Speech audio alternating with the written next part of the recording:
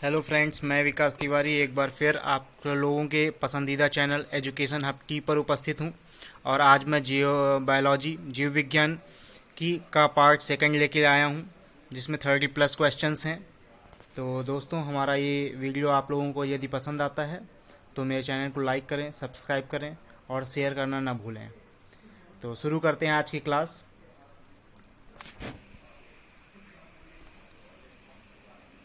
Question number 31 से आज start करेंगे। कल हम लोगों ने 30 क्वेश्चंस तक कंप्लीट कर लिया था, तो आज हम स्टार्ट करते हैं क्वेश्चन नंबर 31 से।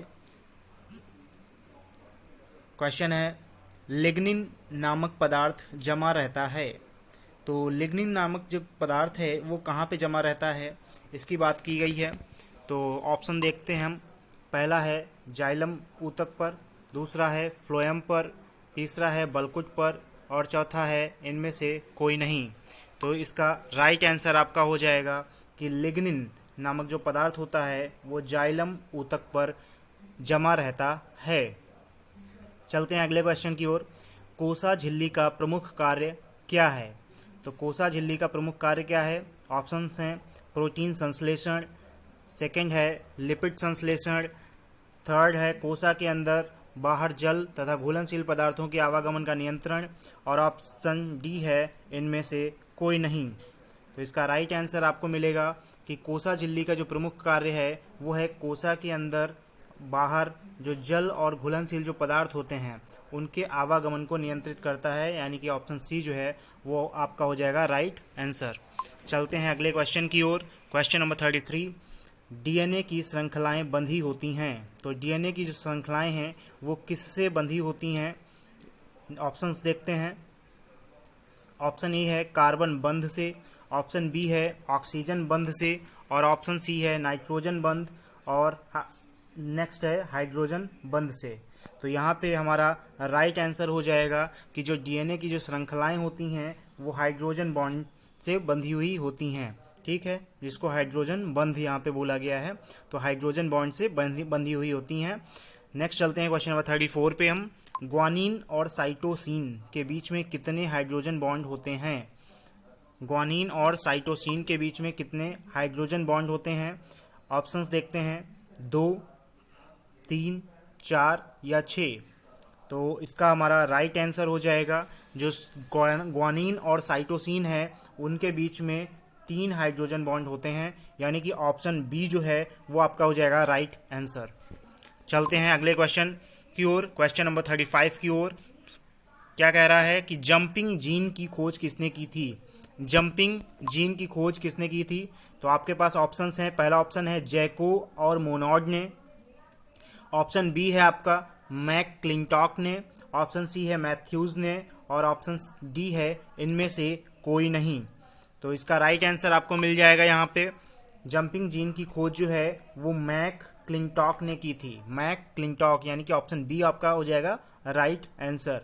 ठीक है, चलते हैं अगले प्रश्न की ओर। क्वेश्चन नंबर 36 पे, राइबोसोम्स प्रोटीन तथा फिल इन द ब्लैंक के बने होते हैं।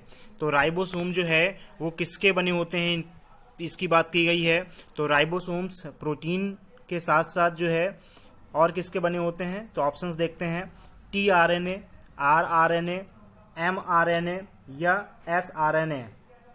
ठीक है, तो यहाँ पे आपको देखते हैं ऑप्शन बी हमारा जो होगा वो आपका राइट आंसर हो जाएगा। आरआरएनए जो है वो राइबोसोम प्रोटीन और आरआरएनए के बने होते हैं। ठीक है, तो ध्यान रखिएगा ये। क्वेश्चन नंबर 37 है हमारा, क्रिस्टी जो है वो किसमें सहायक होता है? तो क्रिस्टी किसमें सहायक होते हैं? तो ऑप्शंस देखते हैं, श्वसन में, फिर है प्रकाश संश्लेषण में, या प्रकाश श्वसन में, या इनमें से कोई नहीं। तो यहाँ पे हमारा राइट आंसर हो जाएगा ऑप्शन ई, श्वसन में। ठीक है, नेक्स्ट चलते हैं क्वेश्चन नंबर 38 की ओर। परख नली में डीएनए का संश्लेषण किसने किया था? तो परख नली में डीएनए का संश्लेषण किसने किया था, इसकी चर्चा करें। तो ऑप्शन ए हमारा है खुराना ने, ऑप्शन बी है वाटसन एंड क्रिक ने, ऑप्शन सी है कोर्नबर्ग ने, ऑप्शन डी है नीरेनबर्ग ने। तो यहाँ पे हमारा राइट आंसर हो जाएगा कोर्नबर्ग। जो परख नली में डीएनए का जो संश्लेषण है परख नली यानी कि ट्यूब, टेस्ट ट्यूब जो है, टेस्ट ट्यूब में डीएनए का संश्लेषण वो किसने किया था, वो कोर्नबर्ग ने किया था। ठीक है, तो ये ध्यान रखिएगा, कई बार पूछा गया है, देखिए यूपी पीसीएस, एमपी पीसीएस वगैरह में भी पूछा गया है ये क्वेश्चन। तो नेक्स्ट चलते हैं क्वेश्चन नंबर 39 की ओर हम। एंटीकोडान पाया जाता है, एंटीकोडान किस में पाया जाता है, तो ऑप्शंस हैं mRNA, tRNA, rRNA या उपरोक्त सभी में। तो इसका राइट आंसर आपको मिल जाएगा, एंटीकोडॉन जो है वो tRNA जो है उसमें पाया जाता है, एंटीकोडॉन tRNA में पाया जाता है। ठीक है, क्वेश्चन नंबर 40 पे चलते हैं, नेक्स्ट क्वेश्चन 40 पे। तो सबसे छोटी पादप कोशिका है, सबसे छोटी पादप कोशिका कौन सी है, तो ये क्वेश्चन जो है वो रिपीट हुआ है, देखिए पीछे भी कल के वीडियो में ये क्वेश्चन था कि सबसे छोटी पादप कोशिका कौन है। तो यहाँ पे देखिए ऑप्शंस हैं हमारे, जीवाणु, वायरस, माइकोप्लाज्मा या ईस्ट। तो यहाँ पे इसका राइट आंसर आपको मिल जाएगा माइकोप्लाज्मा, जो कि सबसे छोटी पादप कोशिका है। क्वेश्चन नंबर 41 की ओर चलते हैं। कला विहीन नॉन मेम्ब्रेनस कोशिकांग कौन सा है, तो कला विहीन कोशिकांग की बात यहाँ पे की गई है। तो ऑप्शन है ए है राइबोसोम, लाइसोसोम, गोल्जी काय या वर्णी लवक जो हैं वो। तो इसका राइट आंसर आपका हो जाएगा कि कला विहीन कोशिकांग जो है वो राइबोसोम होता है, जिसमें कलाएं नहीं पाई जाती हैं, कला विहीन होता है ये। ठीक है, तो क्वेश्चन नंबर 42 पे चलते हैं। नेक्स्ट है हमारा, वॉटसन और क्रिक ने 1953 द्वारा दिया गया डीएनए मॉडल है। तो डीएनए मॉडल जो दिया था उस डीएनए मॉडल का नाम क्या है, यहाँ पे उस पर चर्चा करनी है। तो ऑप्शंस हमारे पास हैं बी डीएनए, जेड डीएनए, सी डीएनए या डी डीएनए। तो यहाँ पे इसका राइट आंसर आपका है बी डीएनए। ठीक है, क्या है, बी डीएनए। वॉटसन और क्रिक ने 1953 में जो डीएनए मॉडल दिया था उसका नाम था बी डीएनए। ठीक है, क्वेश्चन नंबर 43 पे चलते हैं।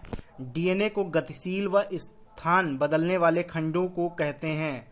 जो डीएनए में उसके जो गतिशील और स्थान बदलने वाले जो पार्ट्स होते हैं, खंड होते हैं, उन्हें क्या कहा जाता है, इस पे देखते हैं। तो ऑप्शंस हमारे पास हैं ट्रांसपोसन, ट्रांसफेरॉन, ट्रांसलोकेज या इनमें से कोई नहीं।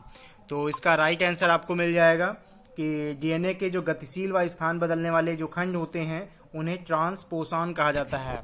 ठीक है, ट्रांसपोसन कहा जाता है, option A is the right answer. ठीक है, नेक्स्ट चलते हैं क्वेश्चन नंबर 44 पे। डीएनए द्विगुणन रेप्लिकेशन की सही विधि क्या है। ठीक है, डीएनए द्विगुणन की सही विधि क्या है, तो ऑप्शंस हमारे पास हैं अधिपरिमित यानी कि सेमी कंजर्वेटिव्स, ठीक है, फिर है कंजर्वेटिव्स एंड नॉन कंजर्वेटिव्स या इनमें से कोई नहीं। तो इसका राइट आंसर आपको मिल जाएगा सेमी कंजर्वेटिव्स यानी कि ऑप्शन ए अधिपरिमित जो है। डीएनए द्विगुणन की सही विधि जो है अधिपरिमित है यानी कि सेमी कंजर्वेटिव्स है। नेक्स्ट चलते हैं क्वेश्चन नंबर 45 पे। केंद्रक के विभाजन की क्रिया को क्या कहा जाता है। केंद्रक के विभाजन की क्रिया को क्या कहा जाता है, तो ऑप्शंस हमारे पास हैं साइटोकाइनेसिस, कैरियोकाइनेसिस, स्पोरोजेनेसिस या स्पर्मेटोजेनेसिस। ठीक है, तो हमारा इसका राइट आंसर हो जाएगा ऑप्शन बी कैरियोकाइनेसिस जो है, कैरियोकाइनेसिस। केंद्रक विभाजन की क्रिया को कैरियोकाइनेसिस कहा जाता है, option B is the right answer. चलते हैं नेक्स्ट क्वेश्चन पे, क्वेश्चन नंबर 46। जीवों के अध्ययन के लिए जीव विज्ञान का प्रथम उपयोग किसने किया।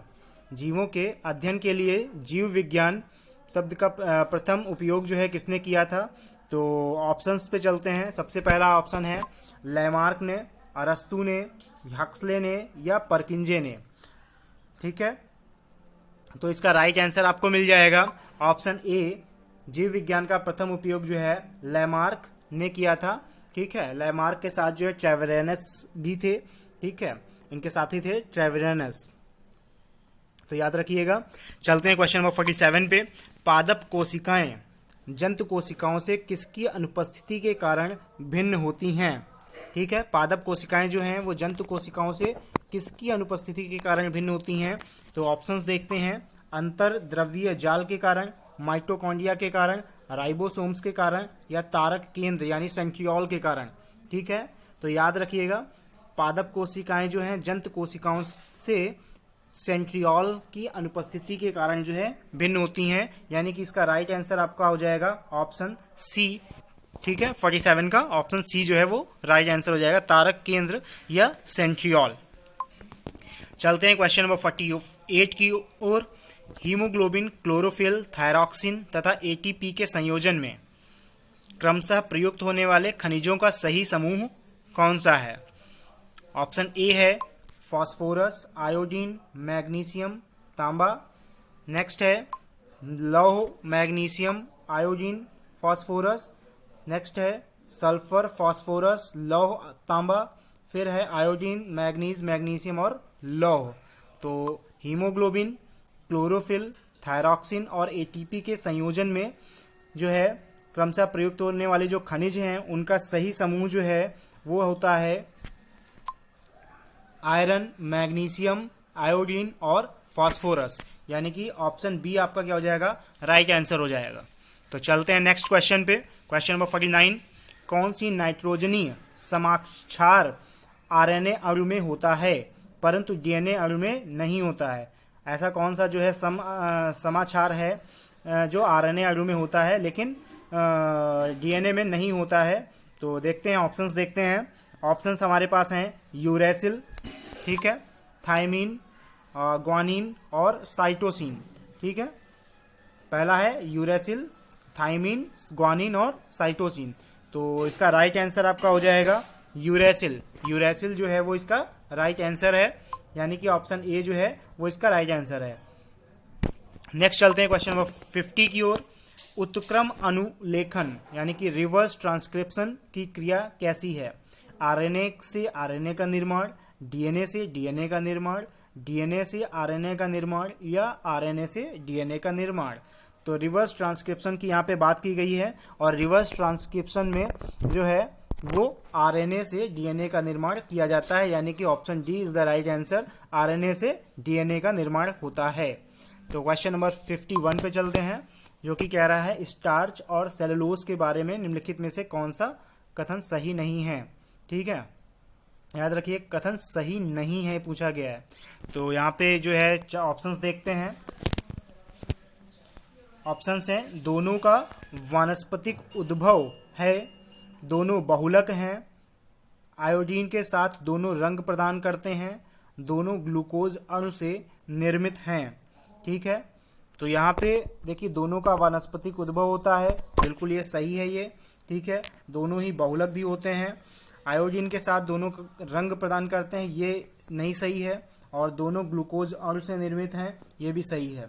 तो यहाँ पे आपसे पूछा गया था क्वेश्चन में कि कौन सा नहीं सही है। ठीक है, तो इसलिए आपका राइट आंसर क्या हो जाएगा? ऑप्शन सी जो है वो आपका राइट आंसर हो जाएगा, ऑप्शन सी। आयोडीन के साथ दोनों रंग प्रदान नहीं करते हैं। चलते हैं क्वेश्चन नंबर 52 पे।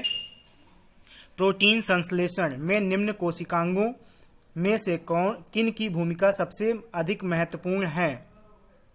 प्रोटीन संश्लेषण में तो ऑप्शंस देखते हैं, लाइसोसोम और सेंट्रोसोम की भूमिका, फिर है अंतःद्रव्यीय जालिका यानी कि इंडोप्लाज्मिक रेटिकुलम और राइबोसोम की, नेक्स्ट है गोल्जी उपकरण और माइटोकॉन्ड्रिया की, नेक्स्ट है लाइसोसोम और माइटोकॉन्ड्रिया की।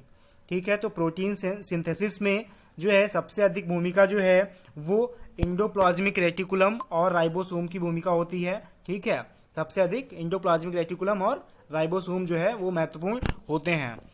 चलते हैं नेक्स्ट क्वेश्चन पे। क्वेश्चन नंबर 53, टमाटर में लाल रंग का कारण क्या है? तो टमाटर में लाल रंग का कारण जो है क्या है? कैप्सेसिन नहीं है, जैंथोफिल ये भी नहीं है, और लाइकोपीन, जी हाँ ऑप्शन बी जो है लाइकोपीन, यही इसका क्या हो जाएगा? राइट आंसर हो जाएगा। ठीक है, तो क्वेश्चन नंबर 54 पे चलते हैं। पादप कोशिका जंतु कोशिका से किस प्रकार भिन्न है? तो पादप कोशिका और जंतु कोशिकाओं में क्या क्या अंतर होते हैं इस पे देखते हैं, ऑप्शंस देखते हैं। यहाँ पे माइटोकॉन्ड्रिया देखिए, पहला है कह रहा है कि माइटोकॉन्ड्रिया, ठीक है, तो नहीं, माइटोकॉन्ड्रिया तो होता है, दोनों में ही होता है। ठीक है। फिर है जीव द्रव्य की उपस्थिति, ये भी होती है। कोशिका केंद्रक भी होता है, लेकिन कोशिका भित्ति जो है वो नहीं होती, यानी कि पादप कोशिका और जंतु कोशिका में जो है कोशिका भित्ति से ही ये भिन्न होते हैं। तो चलते हैं नेक्स्ट क्वेश्चन पे। मानव शरीर की कोशिकाओं में पाए जाने वाले गुणसूत्रों में की संख्या कितनी है? तो ये आपको पता होगा। ऑप्शंस देखते हैं कितने हैं। 21 पेयर्स, 22, 23 या 24। तो आप सभी को पता है कि पेयर्स में पूछा गया है, तो ऑप्शन सी जो है वो इसका राइट आंसर हो जाएगा कि 23 पेयर्स जो है वो राइट आंसर है।